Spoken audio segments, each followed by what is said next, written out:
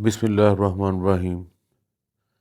پچھلی نشست میں تذکرہ ہوا تھا مثبت اور منفی قوتوں کے درمیان توازن کا، کہ کسی بھی مقابلے کی صورت میں کون سی طاقت کامیابی حاصل کر سکتی ہے، جس کی طرف توازن یا جس کی طرف جھکاؤ زیادہ ہو۔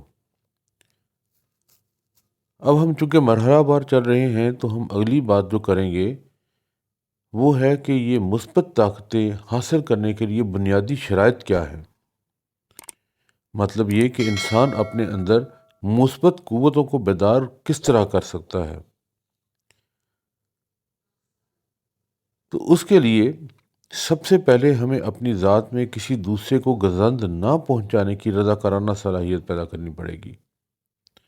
ہم دنیا میں جتنی بھی ترقی کر لیں، لیکن ہماری نیت یہ ہونی چاہیے کہ ہم یہ سب کچھ اللہ تعالیٰ کی خوشنودی کے حصول کے لیے کر رہے ہیں۔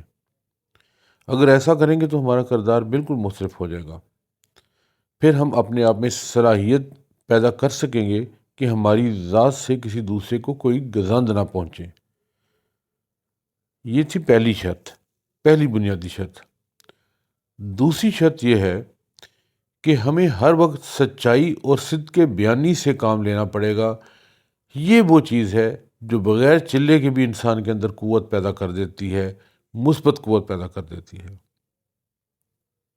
تیسری شرط ہے کہ جو بھی کام کریں اس نقطۂ نظر سے کریں کہ یہ مجھ پر گویا اللہ تعالیٰ کا فرض ہے۔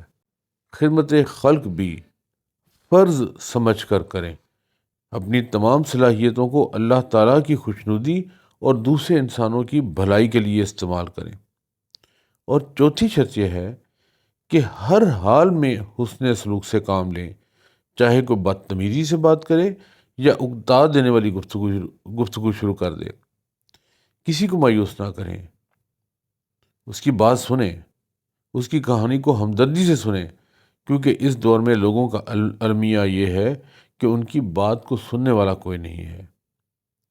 یہ چار بنیادی شرائط ہیں اور ان شرائط کو معمولی نہ سمجھیں۔ یہ بہت بڑی شرائط ہیں اور ان کی موجودگی کے بغیر کسی بھی انسان کے اندر مثبت قوت بیدار ہی نہیں ہو سکتی۔ میں تو یہاں تک کہتا ہوں کہ کچھ بھی نہ کریں، صرف ان شرائط پر عمل کر لیں۔ دوستو، گزشتہ صدی میں یورپ میں دو ماہرین روحانیت نے بڑا کام کیا تھا۔ ایک آسپینسکی تھا اور دوسرا اس کا استاد تھا جسے گurdjieff کہتے تھے۔ ان کے ایک شاگرد نے ایک تحقیقی کتاب لکھی، گurdjieff کے اساتذہ۔ وہ گurdjieff کے روحانی اساتذہ کی کھوج میں نکلا تو یورپ سے ترکی جا پہنچا اور وہاں سے صوفیائے کرام کے سلسلے کے ساتھ ساتھ چلتا ہوا افغانستان، پاکستان، ہندوستان سے ہوتا ہوا بغداد جا پہنچا، جہاں اسے معلوم ہوا کہ گurdjieff تو بغداد کا تربیت یافتہ تھا، جسے خاص مقصد کے لیے یورپ بھیجا گیا تھا۔ جب تحقیق کرنے والا شاگرد بغداد پہنچا تو اسے بتایا گیا کہ یہ جو تحریک ہم نے شروع کی تھی اب ختم ہو گئی ہے، کیونکہ اب اس کی ضرورت باقی نہیں رہی۔ اس شاگرد کو یہ بھی کہا گیا کہ تمہارے گھر سے 10 میل کے فاصلے پر ایک نئی تحریک شروع ہوئی ہے، تم جا کر اس میں شامل ہو جاؤ، اور یہ بات یاد رکھو کہ تم اپنے گھر سے چل کر جہاں جہاں بھی گئے ہو ایک لمحے کے لیے بھی ہماری نظر سے اوجھل نہیں رہے۔ اسی گurdjieff کے شاگرد آسپینسکی کا کہنا ہے کہ خالق کائنات کی صفات کو اپنی زندگی میں اپنانے سے انسان کے اندر ایک کائناتی شعور پیدا ہوتا ہے۔ یہ بڑی اہم بات ہے جو میں آپ کو بتا رہا ہوں، اس کی طرف توجہ فرمائیے کہ خالق کائنات کی صفات کو اپنی زندگی میں اپنانے سے انسان کے اندر ایک کائناتی شعور پیدا ہوتا ہے، اور اس کا رد عمل وہ نورانیت ہے جو انسانی معاشروں پر محیط ہو جاتی ہے۔ قرآن کا فرمان ہے، اپنے اندر اللہ کے اخلاق پیدا کرو، تخلقوا باخلاق اللہ، اپنے اندر اللہ کے اخلاق پیدا کرو۔ میں نے اوپر جو مثبت اوصاف گنوائے ہیں یہ اللہ تعالیٰ کے اخلاق ہیں۔